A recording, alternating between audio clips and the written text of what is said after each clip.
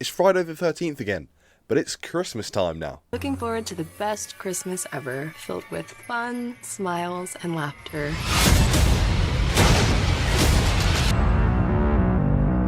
I get the idea of a horror film revolving around Christmas is a bit of an oxymoron within itself. The time of year that is so important for family. You have the cheesy Christmas romance movies that are playing on Channel 5 24/7 after the second week of November.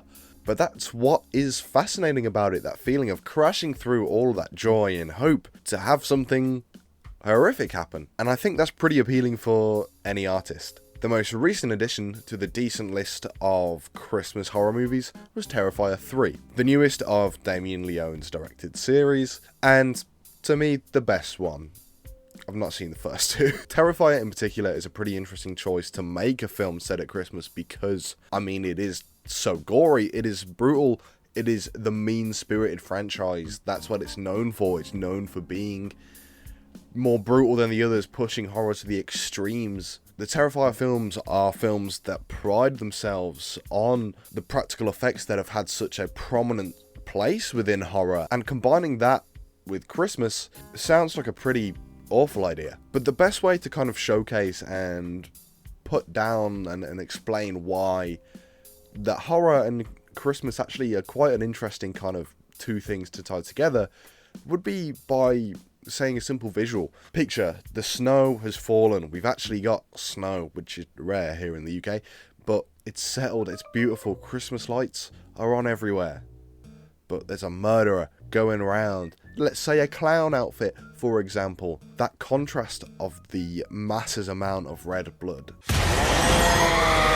splashing on the pure white snow. That is just a visual contrast that is interesting. It's just visually appealing, I suppose, and that's why everyone's always wanted a Friday the 13th set during the winter, and that's why Terrifier is the perfect choice to set it at Christmas. From the first teaser, we knew what the tone of this film was going to be. Art the Clown is the current modern version of a horror icon. The Freddys, the Jasons, the Myers, the Leatherface. Art the Clown is the newest addition to that roster of slasher villains. I think why that's been the case is because of how Art is presented as a character or force. His look is so perfectly interesting in the scariest way. You're off to a start with it just being a clown. It's a genuinely just creepy, clown outfit and makeup. But David Howard Thornton's performance is so expressive in the most utterly unsettling way. Where are you going? He feels so totally unpredictable, and the massive grin, whilst committing some of the most brutal acts imaginable, is simultaneously gross and hilarious. So Terrified does what a lot of the better slashers do in changing location. It keeps stuff very simple, but still continues a through-line story, and does enough individual stuff to not just be boring, and there is stuff happening, it just about avoids that nothing happening kind of realm for these kind of films. Of course, Art the Clown, being the silly guy that he is, takes advantage of the Christmas spirit to maximise his chaos. There's a moment where he blows up a certain age demographic within a shopping centre after rocking up in his finest Father Christmas attire. The film also opens with a pretty brutal killing, but Leone knows exactly what to show to prevent it from actually becoming mean-spirited, because as brutal as these films are, I don't think they are mean-spirited. They don't feel like they're exploitative or anything. I rarely don't recommend a film to someone, because even the films that I like the least, there's a decent chance someone else I know might like them. The only films that I say not to watch in a serious way are ones that are exploitative, that take advantage of kind of harsh things in harsh ways with no real meaning other than to just show you them and force that reaction out of you. But I don't think Terrifier does that. It's not just showing deaths of everyone for the sake of it. It's doing a lot of its own things, and a big part of that is the fact that the film's really fucking funny. This is a massive thing in helping it not lean into that kind of mean-spirited, horrible, gross feeling when you're watching the film. We have multiple child deaths, but we're never shown them, and I'm thankful for that, because we don't need to. it manages to keep the threat and the horror and uncomfortableness of Art the Clown, because from what we've seen of him, we know he's not going to shy away from it. He's not like Myers, who ignored that kid in the 2018 remake. He's going to kill that kid, but we don't need to see that. And I think having it off screen makes it scary as well, because we know there's not really any doubt about what's happening, but we don't need to see that. The knowledge that we're like sometimes hearing it happen is almost worse, because that puts us in a helpless position. Because those are the lines that slashers cross into not becoming enjoyable anymore. And it seems like Damien Leone has a really good grasp on that line and how to keep his films fun and entertaining and purposeful. Which, you know, when it comes to plot, that might seem like a bit of a contradiction with what I say shortly, but even for those of us who do love gore and love that showcase of practical effects, don't you worry, because there's plenty of that to come as well. The film sees the survivors of Terrifier 2 trying to move on from those events because, interestingly, the final girl, Sienna, who is phenomenal by the way, didn't show up until the sequel. But of course, this ends up not being as easy as you'd hope. Moving on from such a traumatic event, and of course, Sienna was right to worry because Art does find his way back. This holiday season, Sienna is desperately trying to reform bonds, but Art has other ideas. The film does a real great job at building to Art and Sienna's meeting and having him be her kind of PTSD. She is living with survivor's guilt and just total trauma of what's happened, but there's something more connecting these two as well. But there is also simultaneously, despite the otherworldly evil that is driving them together, that leads to a great final battle, Art is a part of Sienna's trauma and past now. And obviously through Christmas, that brings kind of religious connotations, and it doesn't shy away from that. It actually capitalizes on it in a very effective way. Art's deal is still very vague, but with each installment we learn a little bit more. And I think he is becoming the true encapsulation of like hell and pure evil within a vessel.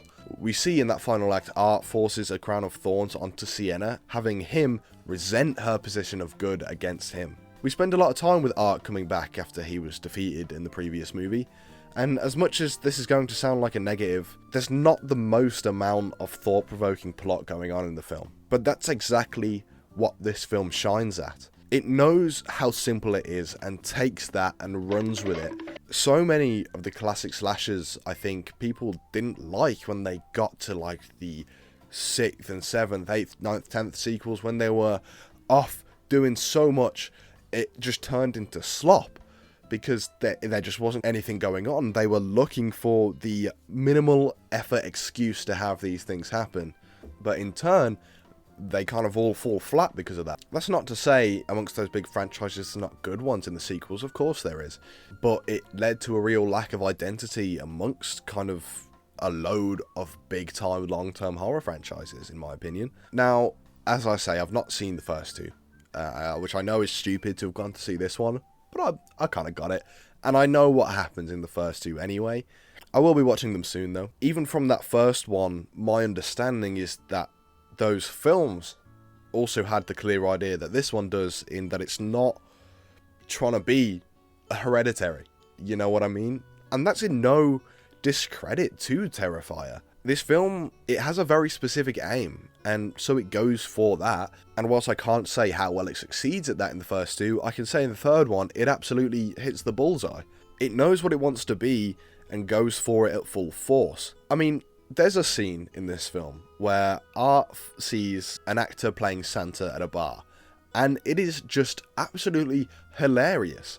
Art gets so excited seeing his idol Santa Claus, and he runs into the bar, sits on his lap, and ends up just pissing on him. That Santa outfit comes with some perks, dude. That is hilarious, but at the same time, Thornton brings a sinister nature underneath the eyes, which especially prevails when Art is provoked, but also we know it's gonna unveil anyway, it's just a matter of when, which obviously it does. Art the Clown is an utterly goofy, yet simultaneously terrifying figure. The balance of loving watching him as well as being on edge over what his next move will be is the art of Art. Despite the limited amount of story being told, there is still plenty there, and it stems more from the characters, particularly Sienna. She has very quickly become the core of the last two movies. And her father knew something about art, why he is evil, why he is this hellish evil being. He has something to do with it, or has some knowledge of it. There's a connection there somewhere. It's been established, and we're yet to kind of figure out how that will play into everything with the events that are happening right now. And as funny as this film was, which I was surprised by, it's got a lot of great big slasher action moments. There's not so much tension as there are moments that are crafted from horrific scenarios. That final battle between Art and Sienna is great. Having a chainsaw against a sword, fucking what? It's so much fun. She's got the crown of thorns on at that point. Like, the Terrifier franchise is very self-aware and knows exactly what it's doing, and that's why I think Art the Clown has succeeded in becoming such a household name amongst the horror community. The lore has been expanded, with the world becoming more supernatural with the more we see of it.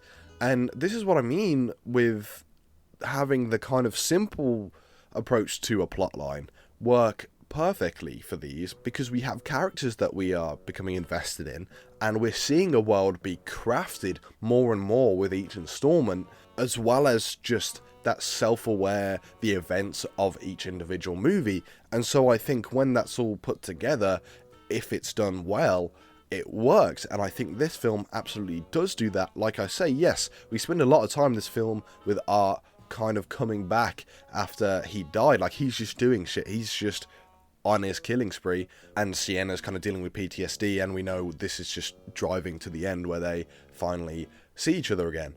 But we're learning more about the world and the mythology, and in little bits, to still keep the mystery, to keep you hooked. And I think it works, because that also allows room for there to still be fear. It's not totally off the edge into, like, being parody. This film has a literal portal to hell, and there's a magic sword that's now lost. And the key motivation for Art and Victoria's return was because Victoria wanted Sienna as a vessel, who she needs to basically, like, destroy in order to use her, because whatever is possessing Victoria now has to be the worst. They have to inherit a vessel that is, like, the worst of the worst. So yes, this demon inhabiting Victoria now wants Sienna, but obviously that doesn't happen, and then by the end of the film, Art has taken Gabby, Sienna's younger niece or sister, I can't remember. We're seeing a story crafted more and more within the extremely bloody confines of a slasher genre. A mythology that we are seeing unravel with a core two characters that we want to continue seeing going forward, whilst also embracing how extreme it is and how goofy some of the concepts are. That makes for a simultaneously fun and gruesome film.